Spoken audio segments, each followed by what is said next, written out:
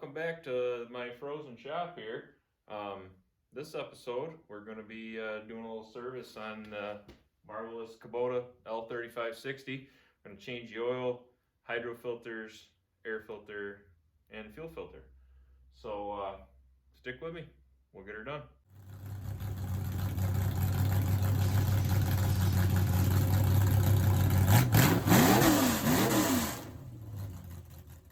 Well, the first step, obviously, raise the hood. And I was out using this earlier. You don't have to, but if you the oil's warm, it definitely comes out easier. So obviously you would raise your hood, and there's a drain plug here, and there's one on the other side too. Don't make the mistake I made the first time I ever serviced this and forget to pull the one on the other side. So yeah, I've already done that, obviously, because like I said, I was out using it earlier and I pulled it in while it was still hot and drained the oil out of it. So that would be step number one. Your oil filter's right there. And then to put oil in it, it took me a while to find it, but it's down in here. We'll pull this cover off because obviously got to do the fuel filter anyways. So that'll be the next step. We're going to pull that cover. 12mm bolt, and when the hood's up, you can grab this piece right here, and it just lifts off. This piece goes around the bottom on the grill, and obviously it's nicely painted, so you don't just want to throw it on the ground. So you got to pull this bolt, and there's one right here, and that gets us a little closer. That piece is painted too, so don't just go throw it. So yeah, I guess our next step is to pull the oil filter, being that we already drained the oil. Get your pan up here. It's might run a little bit on the axle, but we'll see.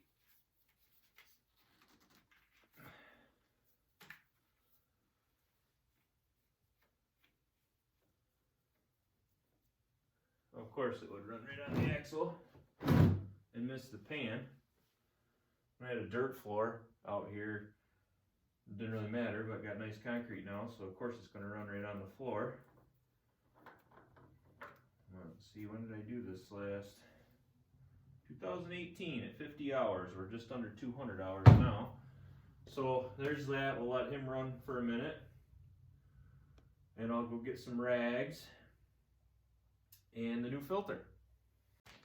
Here's our new filter. I always just run genuine Kubota filters on this. Neil Messick did he did a good video cutting apart Kubota filters versus like Napa filters, and for the cost difference, of course these were considerably more expensive than when I did this a few years ago, but for the cost difference, just put Kubota filters on it. I mean, they built the machine, they spec'd out the fluids and the filters. Why not just run their stuff on there? This is the part number. That'll focus on that. Your best bet, just go to the freaking Kubota dealer and tell them what you need. Then you don't have to worry about part numbers. Deal with Messick's. They're really good to deal with. I've always threatened to buy my filters and stuff from them, but I never did. I just buy them from my local dealer.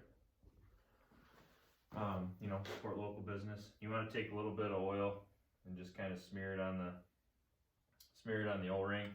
And then it's always good practice to take a rag and just wipe that off to make sure that you don't have the gasket stuck on there. That's one of those mistakes. You'll do that once, and you'll never do it again. And I write the date and the hours on the end of the filter just because. And then just put it on good and hand tight. Then this is a magnet. Well, I'll show you where this comes from later on, but it's in one of the hydro filters, and I mean, it's a nice round magnet, and what the hell do you do with it? So I always just stick it on there just because I can. So there's that, and then we'll put our drain plugs back in.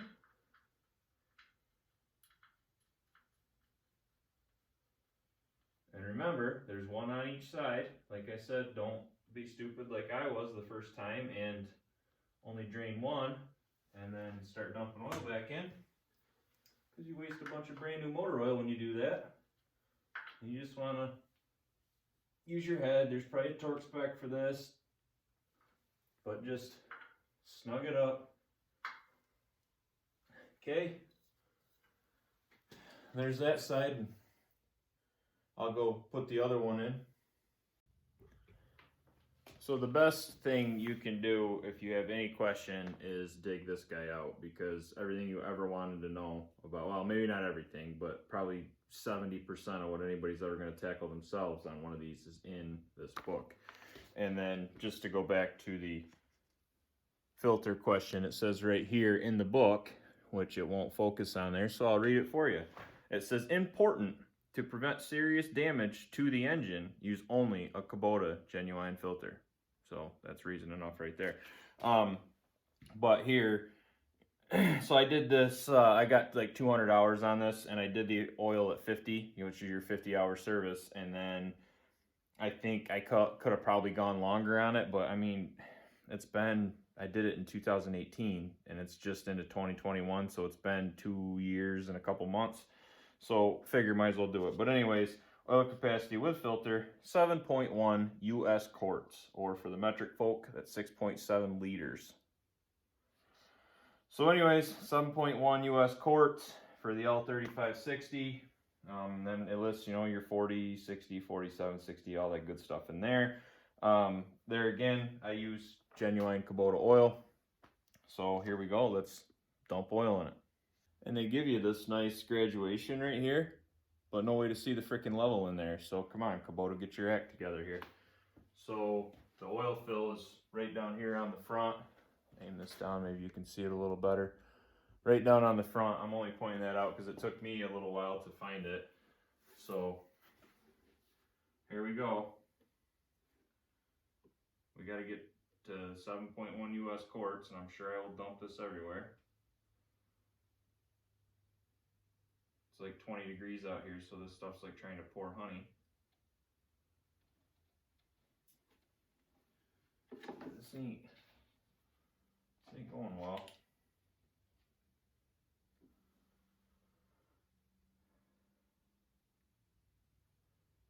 Yeah, I'll probably fast forward this because we don't need to do 10 minutes of me dumping oil in this.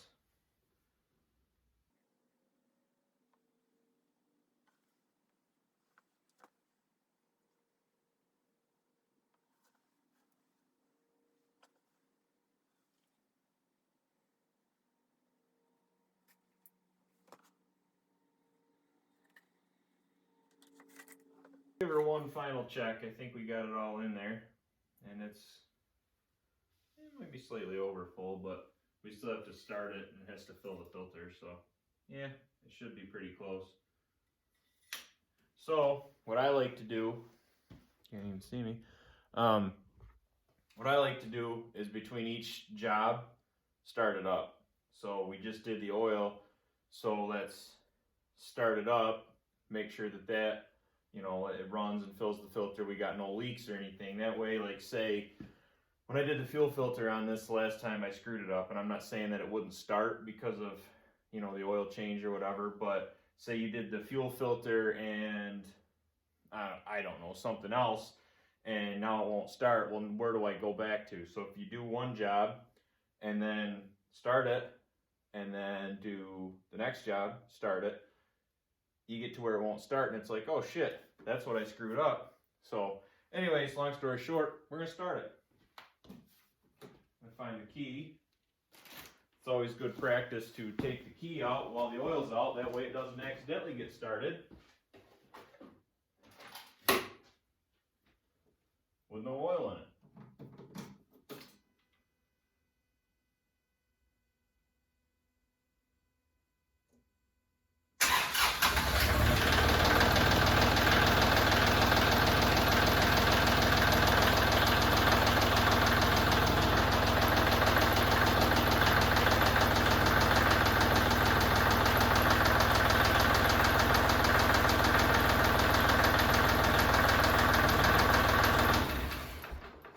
Okay, job done. What you want to do when you start that is just kind of look.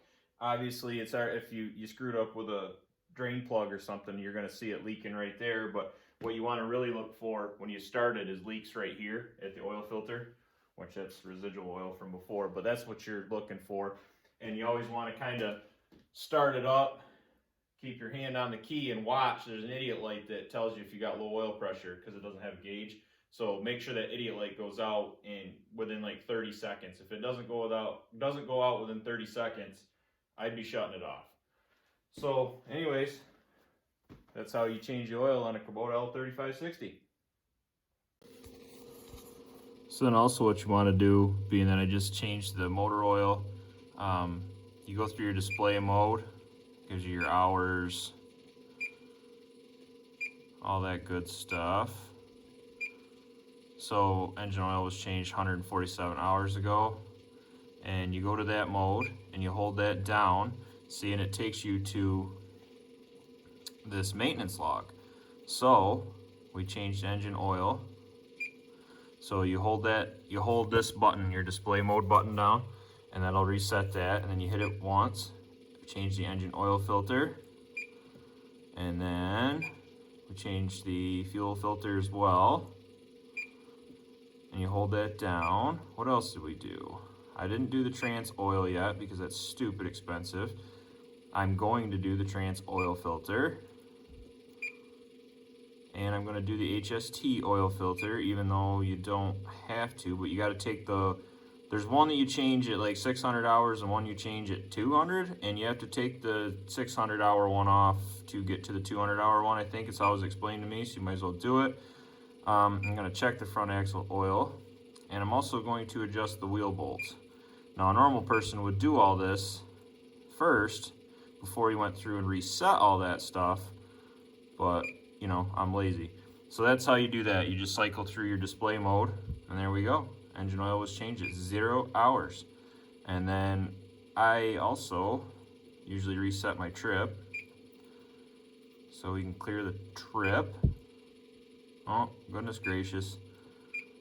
You gotta hold the button down, stupid. There you go, reset that.